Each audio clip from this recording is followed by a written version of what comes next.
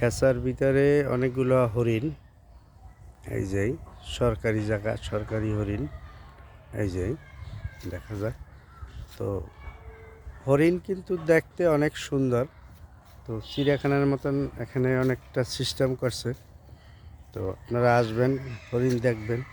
এই যে মোটামুটি মাশাআল্লাহ বহুত হরিণ আছে এখানে।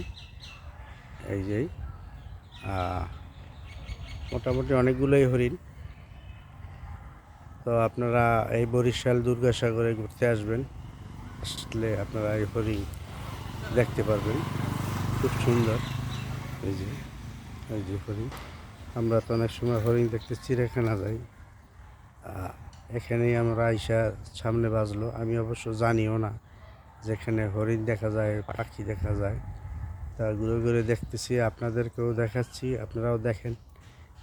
এই যে তো ভিডিওগুলো কেমন হয় আপনারা কমেন্টের মাধ্যমে জানাবেন, কারণ আমরা নতুন লোক, আমাদের ভিডিও অত ভালো হবে না। তা আমি যতটুকু পারি, কারণ এই ধরনের ভিডিও আমি কোনো সময় করি না, যতটুকু পারি আপনাদেরকে দেখাচ্ছি। আপনারা দেখবেন, মন্তব্য পেশ করবেন আপনারা। আসসালামু আলাইকুম।